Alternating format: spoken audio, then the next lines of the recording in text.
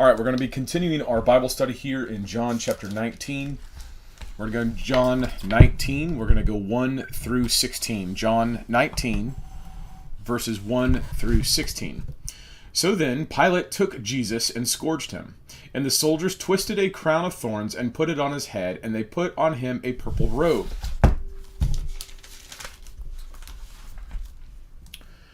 Then they said, "Hail, King of Jews!" And they struck him with their hands. Pilate then went out again and said to them, "Behold, I am bringing him out to you, that you may know that I find no fault in him." Then Jesus came out, wearing the crown of thorns and the purple robe, and Pilate said to them, "Behold, the man." Therefore, when the chief priests and officers saw him, they cried out, saying, "Crucify him! Crucify him!" Pilate said to them, "You take him and crucify him, for I find no fault in him." Then the Jews answered him, "We have a law, and according to our law he ought to die, because he made himself the Son of God." Therefore, when Pilate heard that saying, he was the more afraid, and went again into the praetorium and said to Jesus, "Where are you from?" But Jesus gave him no answer. Then Pilate said to him, "Are you not speaking to me? Do you not know that I have power to crucify you and power to release you?" Jesus answered, "You could have no power at all against me unless it had been given you from above. Therefore, the one who delivered me to you has the greater sin." From then on, Pilate sought to release him, but the Jews cried out, saying, "If you let this man go, you are not Caesar's friend. Whoever makes himself a king speaks against Caesar." When Pilate therefore heard that saying, he brought Jesus out and sat down in the judgment seat in a place that is called the Pavement, but in Hebrew, Gabbatha. Now it was the preparation day of the Passover at about the 6th hour. And he said to the Jews, "Behold, your king!" But they cried out, "Away with him! Away with him! Crucify him!" Pilate said to them, "Shall I crucify your king?" The chief priests answered, "We have no king but Caesar." Then he delivered him to them to be crucified. Then they took Jesus and led him away.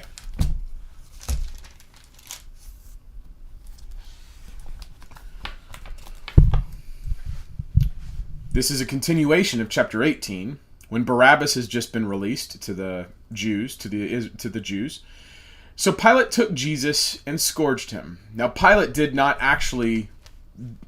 was not physically the one that tortured Jesus. Pilate was the Roman governor. He would have been the person in charge. So he delegated this task to people who would have been trained or skilled in this task. Now a scourging, you have to understand, the Romans had a torture technique to scourge the criminals. Just because you got scourged does not mean that you had a death sentence. But if you were going to be crucified, you were normally scourged. I want to camp out right here real fast because this is what I got this morning. I want to talk to the idea about torture. Torture. Now remember, from the last Bible study that we spoke about, the Jews have a death penalty in the book of Deuteronomy chapter 17, that if someone is lying, if someone claims to be God, which is what they claim Jesus is saying, then you stone them, which is not torture. It's a death sentence for sure, but it's not torture. Torture is something that you're exacting pain, you're increasing pain for this express purpose of maybe not delaying death, but you're certainly taking advantage of the body's ability to feel pain before death. Now think about that. This is going to be obvious, but whenever you die, these people that are wanting to scourge you, they can't harm you anymore. You've passed on. They could chop your body up. They could do all sorts of stuff to your body, but you don't feel pain. So torture is specifically an activity that is monopolized only by people who cannot touch you or deal with you after death. So the entire subtext of torturing Jesus, of scourging Jesus, is they're recognizing that they can't get him after he's dead. So all of torture is all about exploiting and maximizing pain before death. This scourging would have been a couple different tools. They would have stripped the victim. In this case, they would have stripped Christ. He would have had no clothes. He would have been naked. You're now talking about humiliating somebody. So there's an element of humility. There's an element of, I should say, humiliation. There's an element of the psychological effect of breaking the pride. This is about the process of breaking the person. And the subtext I want to point out is that it's all done in the element where you can't touch this guy after he dies. Whenever I am dead, it does not matter what you do to my body. I can't feel it. So all of torture is taking place on this lifetime, and you can't touch them in the afterlife. That when I realized that today, it gave me an incredible insight in the fact that this scourging technique was designed all with the realization that it doesn't matter after they kill him. That's it. There's nothing else. You can disrespect them. You can try to rip the body apart to make the followers flee further. But this scourging is ripping up his body. Leather straps with bone or metal tied in at the very end, and whenever they whip it into you, these metal strips would take grip in the flesh, in the muscle, in the bone, in the sinew. And when they rip it out, the most trained scourgers would have been able to rip out inches of flesh, just ripping your body apart. And they would have done this repeatedly. In fact, in the New Testament, there are times whenever Paul says that he received the 40 lashes minus one because people had done this enough that they recognized after 40 lashes, someone normally dies. And so a near-death sentence would have been 39 lashes. We're going to lash you 39 times, rip your body apart, cause the blood loss, expose the organs, break the bone. We're going to humiliate you. We're going to rip you apart. But we're not going to kill you. We're going to get you right there, but I want to go to a couple different verses. Let's go to this idea. Let me bring up my notes real fast. I want to go to Psalm chapter 94, verse 1. Psalm chapter 94, verse 1. Let me put my marker here. Psalm chapter 94, verse 1. And what we're doing is we're going to look at the fact that it is God who's in charge. It is God who has authority over vengeance. Psalm chapter 94, verse 1. We go to Psalm chapter 94. O Lord God, to whom vengeance belongs. So vengeance belongs to God. Remember, these people who are scourging Christ, all torture techniques are exploiting the fact that whenever the person dies, you can't get them anymore. I want to stress that whenever I am dead, it does not matter what you do with my body. So vengeance is about extracting some type of curated pain or some type of notion that you want that person to hurt because of what they've done to you. But vengeance belongs to God. O God, to whom vengeance belongs. It says it twice. If the Bible says something, listen. If the Bible is repeating something, really pay attention. Shine forth. We go on, verse 2. Rise up, O judge of the earth. Render punishment to the proud. Lord, how long will the wicked triumph? So they go on this other time, and so my point for bringing this up is that God is in charge of justice. God is in charge of vengeance. What's it? Romans 12:19 tells us not to take vengeance, because vengeance is mine, thus saith the Lord. And yet here we have, in John 19, people are scourging Jesus. This is a form of torture. This is a form of torment. Let's go back to Psalm chapter 82. I want to go to Psalm chapter 82 real fast, because I want to explore this idea of torment and torture, because I think that's... I have always just blown straight by torture and torment. I've always just kind of been like, yeah, they torture him, which isn't good. I don't like it, but I don't really understand the idea. It really hit me today that you can't torture anybody once they're dead. So let's go to Psalm chapter 82, verse 1 through 4. Psalm chapter 82, verse 1 through 4. God stands in the congregation of the mighty. He judges among the gods. How long will you judge unjustly and show partiality to the wicked? Defend the poor and the fatherless. Do justice to the afflicted and needy. Deliver the poor and needy. Free them from the hand of the wicked. I believe that this is God. This is the idea of that justice. God hates injustice. And so if you see injustice on this world, I don't think that you're going to be wrong defending the poor and the fatherless, justice to the afflicted and the needy, delivering the poor and the needy. God cares very much about justice. But justice does not involve torture. Matthew chapter 8, verse 29. Let's get to where Jesus is engaging some demons, because there's always some good things to talk about. Matthew chapter 8, verse 29 is now where we're going to go. This is a demon talking to Jesus. Matthew chapter 8, verse 29. We get, Jesus has gone to the Gergesenes. So let's do Matthew chapter 8, verse 28. When he, Christ, had come to the other side of the country of Gergesenes, there met him 2 demon-possessed men, coming out of the tombs, exceedingly fierce, so that no one could pass that way. And suddenly they, so the they is the 2 demon-possessed men, they cried out, saying, "What have we to do with you, Jesus, you Son of God? Have you come here to torment us before the time?" So these are the demons correctly identifying Jesus, the Son of God, and they are correctly identifying the idea that there is going to be torment, that Jesus is going to torment us. Who's the us? The us here is demons. So the demons know that there is going to be a time that Christ is going to torment them. Right? So let me go real fast because this is going to open up people's eyes. Revelation chapter 14, verse 10. Revelation chapter 14, verse 10. You recognize that much of the torture going on against Jesus, much of the torture going on in this world is all because the people can't control death, or they can't control what happens after death. Who controls what happens after death? Revelation 14, verse 10. He himself shall also drink of the wine of the wrath of God, which is poured out full strength into the cup of his indignation. He shall be tormented with fire and brimstone in the presence of the holy angels and in the presence of the Lamb. So there's going to be torment in fire and brimstone in the presence of the holy angels and the presence of the Lamb. Jesus is going to torment the people who take the mark on their forehead or their hand.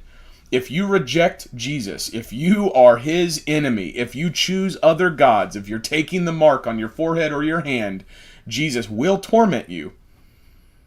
And the smoke of their torment ascends forever and ever, and they have no rest, no day, no night, or who worship the beast and his image, and whoever receives the mark of his name. The idea here is that anyone who's worshiping not Jesus, anyone who's taking the mark of the beast, anyone who's worshiping the beast in his image, they're going to be tormented forever and ever and ever in fire and brimstone. No night, no day, no rest. So this element of torture is a man-made idea that they're trying to extract some type of intense increased pain on this side of death, because when you die, they can't get you.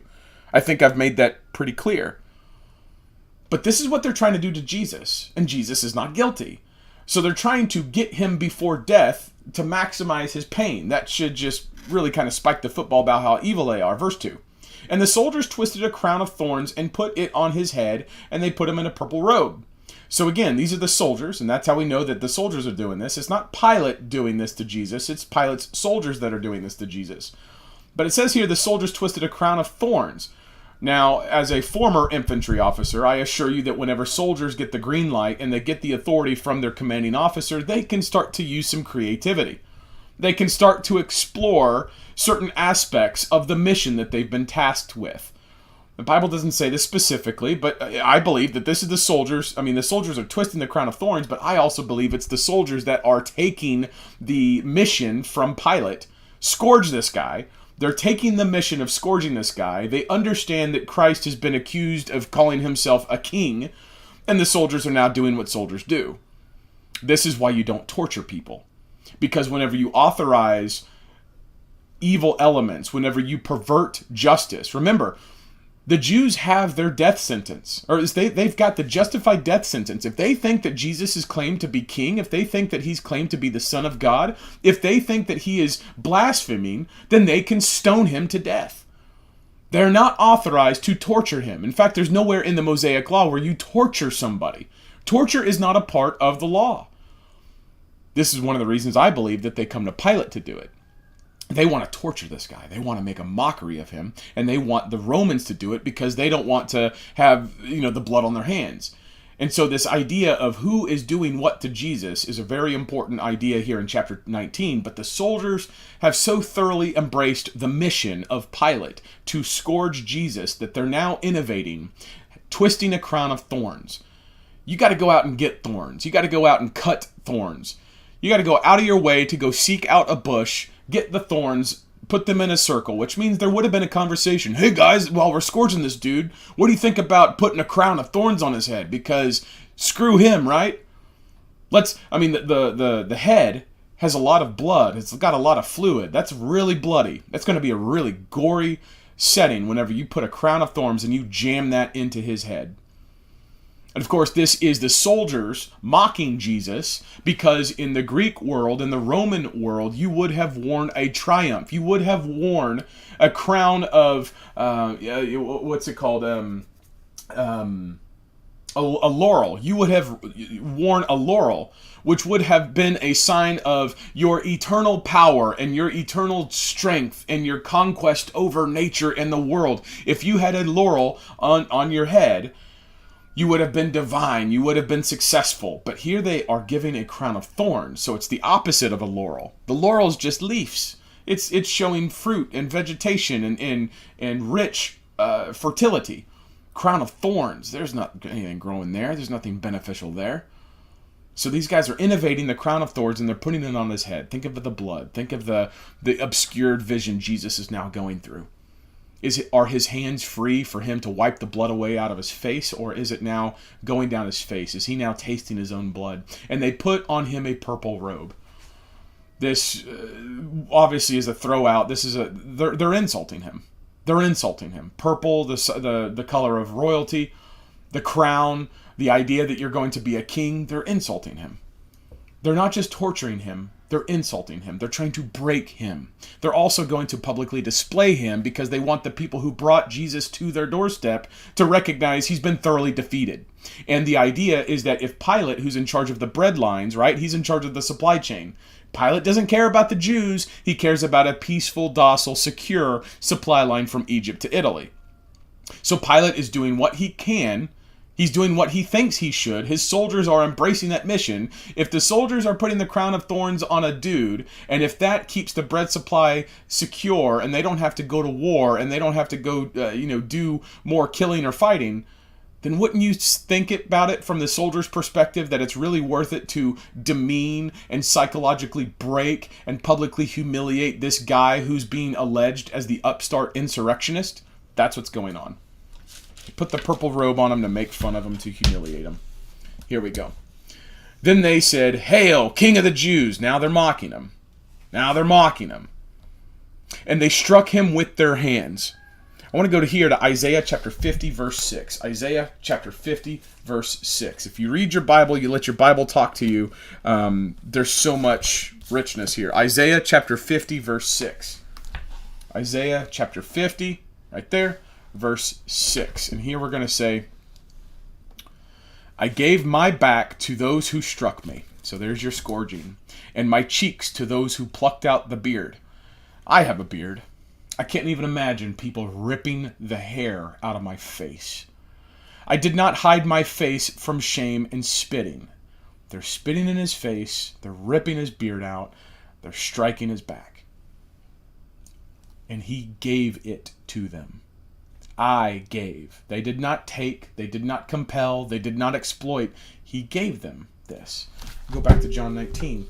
All of this stuff that's going on with Christ is letting it happen. He's going along with it. Whenever they're mocking him, he's letting them mock them. Pilate then went out and said to them, "Behold, I am bringing him out to you, that you may know that I find no fault in him." Now think about this. Think about the corrupt justice system that Pilate is able to torture a guy, scourge a guy, put a crown of thorns on his head, mock him, humiliate him, and he finds no fault. There's no fault in the fact that Jesus is now not a threat to Pilate, but Pilate has already scourged him, has already humiliated him, and this is the justice system? This is the type of earthly justice going on. This is why you don't torture. This is why you don't find justice here on earth, because you've got people like Pilate who will say, I find no fault in him, after having thoroughly ripped the guy apart. But he's doing this. He's going out again, which means he's coming out to the Jews who won't go into the praetorium because they don't want to get themselves defiled. He's going out there and he's saying, behold, which is a way of saying, pay attention. Look at what I have to you. Breaking, newsflash.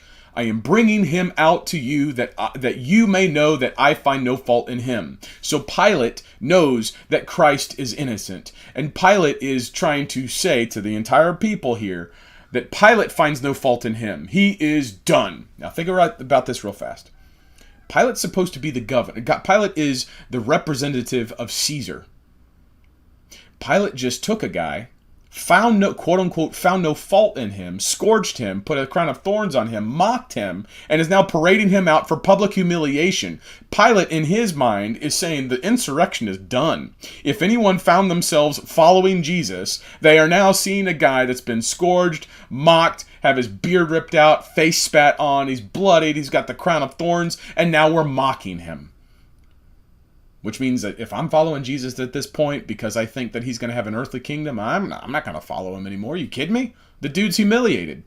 He's been thoroughly debunked, as it were. But I want to think the notion, Pilate is talking here as though this is final. Remember, he's the governor from Rome. He's Caesar's guy. This is him supposed to be saying what's true, what's done. He's done. It's over. It's over. Then Jesus came out wearing the crown of thorns and the purple robe, and Pilate said to them, behold the man. Which is weird, because if you go to 1 Samuel chapter 9, let me go here real fast. 1 Samuel chapter 9, this is actually how Saul was presented to the Israelites. 1 Samuel chapter 9, verse 17. 1 Samuel chapter 9, verse 17. So when Samuel saw Saul, the Lord said to him, there he is, the man of whom I spoke to you. This one shall reign over my people. So there's behold, the man. So this is 1 Samuel chapter 9, verse 17. So Jesus is presented to he's presented to the Jews like Saul was presented to the Israelites. Behold, the man. Right? Therefore, that's a conclusion. So the conclusion of Jesus coming out and Pilate saying, behold the man, the conclusion of this is that the chief priests and officers, so now you get back to the Jews, the religious system, the people who are corrupt, the people who have been scheming against Jesus because they're jealous and they have their own spiritual system, the people who have whored themselves to Rome, they've negotiated this practice whereby every single year, instead of figuring out and celebrating the real Passover, they have a negotiated truce where Rome is allowed to give them one person so they can say to themselves, look, we're free, look at us. They've so thoroughly diluted the Passover, God's deliverance of the Israelites from Egypt, that now they've got this negotiated, brokered, unjust situation, right? They've got this situation. Therefore, these chief priests and officers who have a negotiated political arrangement whereby they keep the cultural influence, they keep the political influence over the Jews, they get to continue to be seen as the religious elite and the people who are so smart and so perfect and so moral. They saw him and they cried out, crucify him, crucify him. They're unhappy with the negotiated arrangement. Now again, Pilate is supposed to be Caesar's representative, and here Caesar's representative is being refuted by these conquered people. The conquered people are looking at their occupiers going, crucify him, crucify him. The form of justice that you say is good is not sufficient. Kill the guy. And it's crucify. It's not kill him, it's crucify him. The Romans have perfected this technique. The crucifixion started out in Samaria 400 years before this, and has taken hundreds of years, or I should say 200 years before this. It's taken hundreds of years for the Romans to perfect it. And boy, have they perfected it. They've perfected the idea that if they scourge you and they rip your back, remember Isaiah chapter 50 verse 6, he gave his back to them. If you get your back scourged and the bones and the leather straps are ripping out your flesh, your back is ripped apart. And here they are going to put you on a tree. It's not going to be a smooth, polished piece of wood that you would get from Lowe's or some lumber mill. It's going to be a raw, weathered, splintered piece of wood that's going to be sticking in your back. And as they nail your hands and they nail your feet, and you're not able to breathe because of the poison or the acid that's forming in your lungs, you're going to be going up and down and up and down and up and down, and you're going to be rubbing your rawed back, your scourged back raw. They're saying, crucify him. The chief priests and officers who are supposed to be representing the Mosaic law that does not have a form of torture in it, right? The Mosaic law doesn't talk about torture because God is a God of justice. God is not a God of torment, right? These people are saying, torment him, crucify him, torture him. Make it hurt. Make it hurt. Pilate said to them, you take him and you crucify him, for I find no fault in him. Pilate's doubling down. I'm the representative of Caesar. I'm from Rome. I'm in charge. You take him and you crucify him, for I find no fault in him. Now again, Pilate is talking to the you. The you is the chief priest and the officers. He's saying, you take him and crucify him. Crucify is a Roman technique. That's not a Jewish technique. It's not an Israeli technique. It's not an Israelite technique. So Pilate here is telling the Jews, you guys go ahead and treat him like Rome. You treat him like you want Rome to treat him, for I find no fault in him. This is now the second time. I find no fault. I find no fault. Pilate is a coward. The Jews answered him, we have a law, and according to our law, he ought to die because he made himself the Son of God. This is actually true in the sense that they do have a law, and according to their law, anybody who does declare himself the Son of God is a blasphemer, and if any blasphemers, according to the Mosaic law, should be stoned. So they're right, they do have that law. But because they've twisted it, but because they've whored themselves out to Rome, because they've elevated themselves above God, because they're not actually there to worship or glorify God, they're there to install their own power, to continue their own system, to pervert justice because they are there for them. They quote their laws as the experts, quote-unquote experts of the law. What is it? Their mouths say my name, but their hearts are far from me. Of course, they know the law, but they don't care about the God who gave it to them. They don't care about what it's supposed to do for them. And they correctly say, yeah, he said he made himself the Son of God. Well, first of all, Jesus didn't make himself the Son of God. He is the Son of God. So they lied there. Jesus is the Son of God. He always has been the Son of God. Jesus is not made. Jesus cannot be made or unmade. And so because of this, they don't know who he is, but they correctly identify the fact that Christ has called himself the Son of God. Amen. So there's some lies here, built in, baked in, and quarterly they have all the incentive in the world to destroy this guy. Therefore, conclusion. So the conclusion of the Jews saying they have a law and he's made himself God. When Pilate heard that saying, what saying did Pilate hear? The saying that Pilate just heard was, we have a law, and according to our law, he ought to die. What was the saying that made Pilate more afraid? He made himself the Son of God. When Pilate heard that saying, Pilate, was the more afraid. Pilate was more afraid when he heard the saying, Jesus, made himself Jesus, the Son of God. How do I know this? And when he went again into the praetorium. So again, Pilate, the representative of Rome, the guy that's in charge, the guy who controls the swords, the guy who has now twice said, I find no fault in Christ, he is more afraid. He goes back into the praetorium where the Jews are not, because they cannot be defiled. And he said to Jesus, where are you from? Notice, he doesn't really care about their law. The part of the saying that made Pilate more afraid was, he made himself the Son of God. Pilate takes this and he links it to where Jesus told him in John chapter 18, my kingdom is not of this world. If my kingdom were of this world, my servants would fight so that I should not be delivered to the Jews, but now my kingdom is not from here. So this from, there's a kingdom and it's from somewhere. And this is where Pilate is confused, and he gets into where's truth and all this kind of stuff. But Pilate is remembering what Jesus said to him. He's not from here. So Pilate hears he made himself the Son of God, and now Pilate put together, I believe, Pilate finally put together Son of God, kingdom. That's why he's more afraid. Pilate, the pagan, the Roman governor, put together the fact that Son of God and kingdom is not from this world. He put that together. And so he went into Jesus and he said to Jesus, where are you from? He's talking about the kingdom. If Christ claims to be the Son of God, and Christ claims to have a kingdom that's not from this world, Pilate wants to know, where are you from? That's why he's afraid. He's not afraid of the Jews overthrowing him. He's not afraid of the political instability. Pilate is afraid that Jesus claims to be the Son of God, and he has a kingdom that's not from here. But Jesus gave him no answer. Think about this.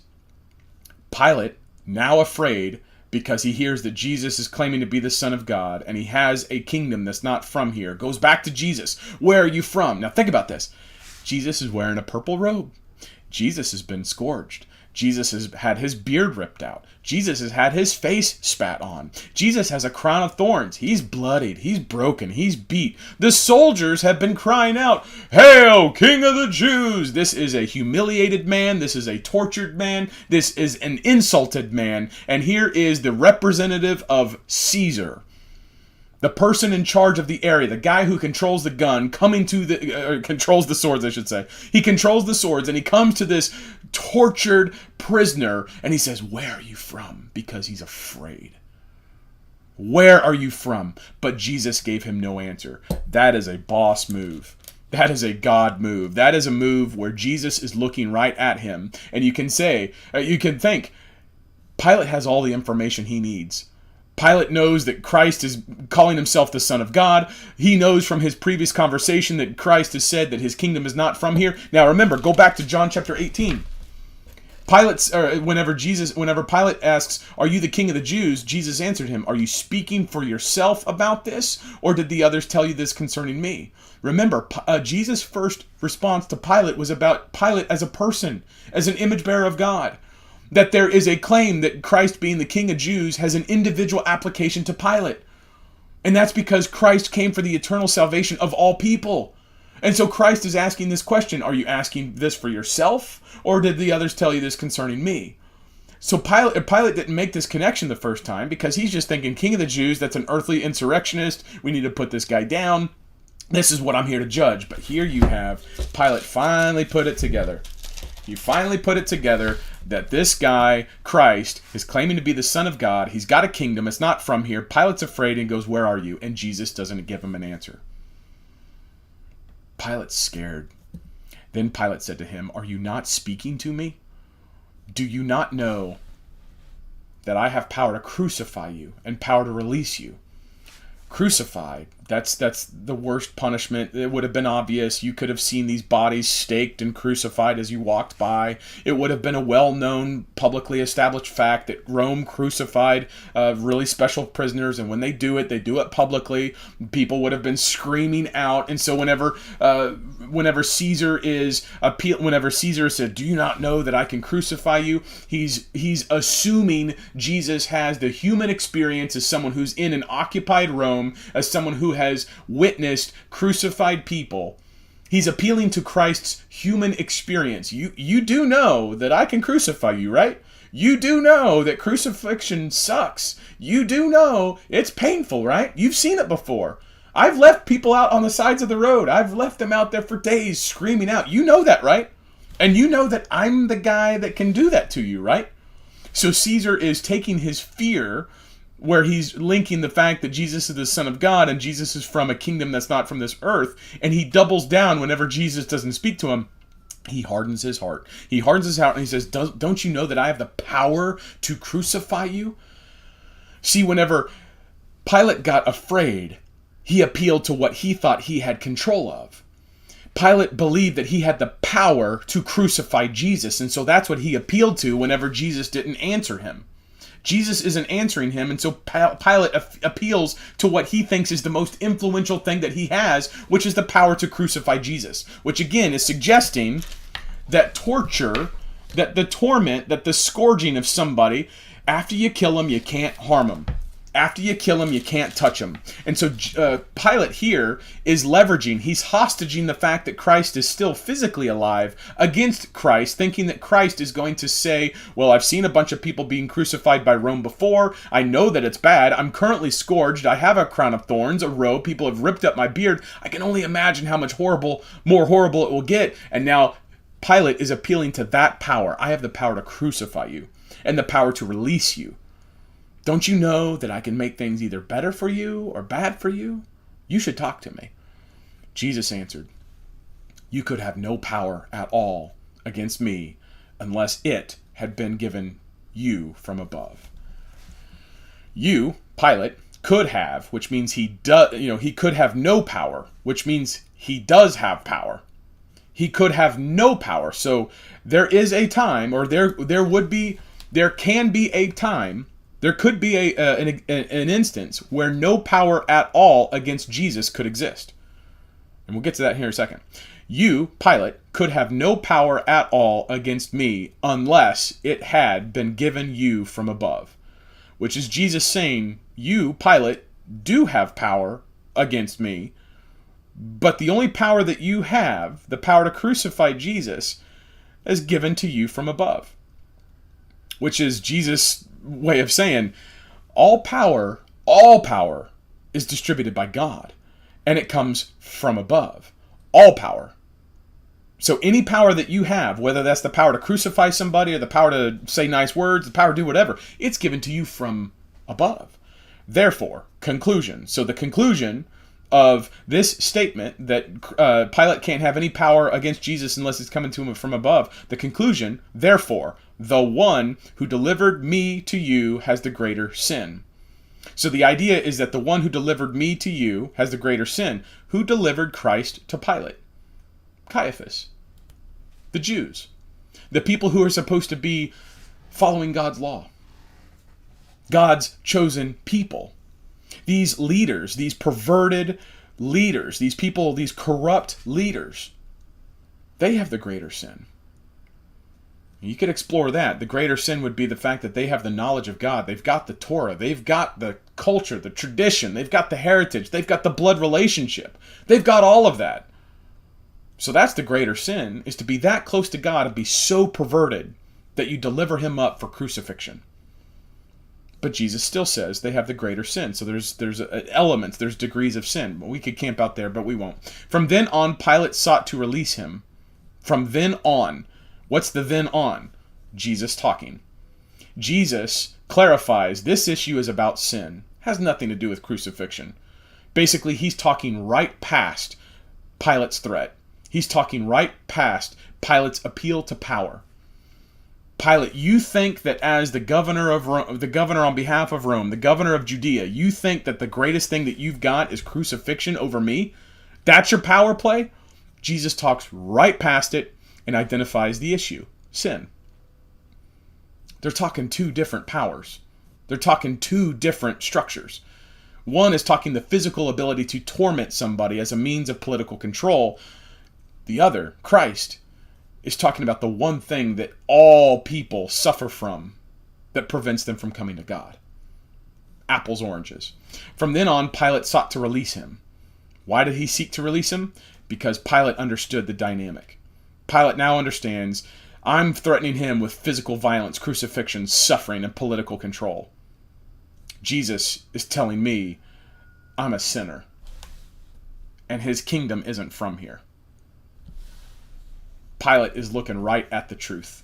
But the Jews cried out, saying, if you let this man go, you are not Caesar's friend. Now think about this. This is the Jews, the religious elites. They are now negotiating/manipulating. They are now manipulating Caesar's representative, his governor, according to Caesar. No longer saying, we have a law, and according to our law, he ought to die because he made himself the Son of God. See, the Jews are appealing to their belief system here.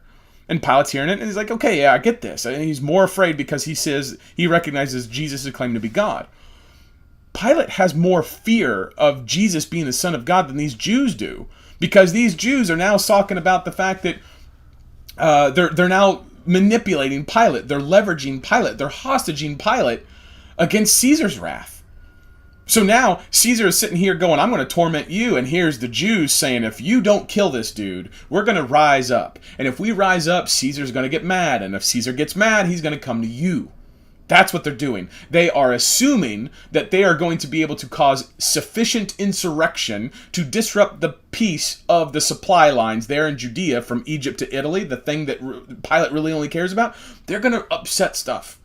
You did just give us Barabbas, Pilate. We're going to upset the place. And when we upset the place, Caesar's going to come for you. That's what they're saying. Whoever makes himself a king speaks against Caesar. And now they're framing Christ's sin, Christ's crime in terms of Caesar. Do you not see how these Jews who are supposed to be appealing to the law of God, remember, they're the judges. And God says not to pervert justice. Don't give partiality. They've just made partiality. They're just now elevating Caesar, elevating man, elevating the world above the law of God. These people are viciously evil. That's why they bear the greater sin. They are using the religious system, and now they're manipulating political authorities to get what they want so that they can retain power, so that they're the ones who continue to receive the worship. Whoever makes himself a king speaks against Caesar. This is a straight power play. When Pilate, therefore, conclusion, heard that saying, what was the saying? The saying was, whoever makes himself a king speaks against Caesar. He brought Jesus out and sat down in the judgment seat in a place is called the pavement, but in Hebrew, Gabbatha. So again, Pilate has twice said, remember, I find no fault in him. I find no fault in him. So he has said twice. And now he comes out to the judgment seat, which is public. This is the Bema seat. This is the place that if Pilate, as the representative of Caesar, comes out to the public and he says, I have a decree from on high, he's going to sit at the judgment seat, which is to say, whatever I say from here goes. This is final. No do-overs, no appeals. This is it. This is the Supreme Court, law of the land. The dude that's in control of the swords is going to sit at the place where all things are considered final, and he's going to say what is final. That's what's going on. It's public. Everyone can see it. He ain't hiding. So whereas he has been kind of dealing with these Jews before going, no, I find no fault in him. Now he's going to the judgment seat. He's elevating it. Again, this is Pilate recognizing he does not want to release, or he wants to release Jesus. So the shrewd politician who's trying to figure out how to keep peace is recognizing that him keeping the peace needs to be bolstered against the fact that Christ is innocent and the fact that Pilate is afraid of Jesus. He's trying to figure out a solution. And this is just a quick thought. The power that was given to Pilate to crucify Jesus, don't you think that these powers haven't been dispensed and dispersed and distributed in such a way that God's prophecy is going to come? Isaiah 53, we could go there, we won't. We could. Now, it was the preparation day, that's the time in the celebration week of the Passover that they're going to be killing lambs. So this is a shout out. This is the idea that the lamb's about to be slain. The throat's about to be slit. The blood's about to be shed. And about the 6th hour, and he said to the Jews, behold, your king. So this is Pilate, representative of Rome, on the judgment seat. He's in public, and he says to the Jews, who are now telling him, whoever makes himself a king speaks against Caesar. He says, behold, your king. He's saying, this is your king. But they cried out, which means they don't like the fact that Pilate is saying to the Jews that this is their king. They don't like that. They hate that. Away with him, crucify him. They want blood. They want pain. They want torture. They want power. Pilate said to them, shall I crucify your king? The chief priests answered. Chief priests, remember, these are the guys in charge of God's justice. These are the guys in charge of controlling the Jewish people, the Israelites. These are the guys that are supposed to be well read in the scriptures. These are the guys that have the phylacteries. These are the guys that keep all the law. These are the guys that strain gnats out of tea. These are the guys that tithe their mint, their cumin. These are the guys that follow every letter of the law. Jewish tradition includes the fact that they couldn't even move a chair on Shabbat, which is Sabbath. Because if you move a chair and a chair is on a dirt floor, the leg of the chair would create a rut in the dirt. And if you create a rut in the dirt, that's the same as plowing. And so if you just but move a chair to reposition it at a table, that's the same as considered working because you're considered plowing. These are these legalistic people. These legalistic people who are supposed to be so elite and erudite and perfect. They answered, we have no king but Caesar. This is idolatry. These people are now guilty they're now guilty of the blasphemy that they're trying to kill Jesus of. They are now literally guilty of the same thing. Because these chief priests, and I love how the Bible puts this, the chief priests, the people in charge of keeping the law, are saying they have no king but Caesar. If they know that all authority is given from above, then they're saying they don't have any king but Caesar. When they've got the prophecies from Malachi 5:2 that says that there's going to be the Messiah coming from the town of Bethlehem. When they've got the prophecies of Isaiah 9:7 that talks about there's going to be a virgin born, we're going to call him Emmanuel. They've got the prophecies from Isaiah 53. They've got the prophecies from Psalm 22. They've got the prophecies from Daniel that says that when the Messiah is come, he will be cut off. They've got all of this stuff. And yet they're saying that despite the prophecies that are pointing to the person that's right in front of them, who matches all the prophecies, but if he matches the prophecies, then that means that they have to give up their power. And instead of giving up their power, they deny their scriptures, they deny their tradition, they deny their cultural power, they deny their very existence, and they commit idolatry. They start to worship the earth god, the Roman god. This is why they have the greater sin. But whenever they say that, we have no king but Caesar, when they say that, then he, Pilate, delivered him, Christ, to them to be crucified. So Pilate delivers Jesus despite having 3 times said, "Behold your king. I find no fault in him. I find no fault in him." Despite 3 times recognizing that this guy is not guilty, despite being afraid, he delivered him, Jesus Christ, to them, his soldiers, his Romans, to be crucified. Then they took Jesus and led him away. We'll pick up next time. God bless you.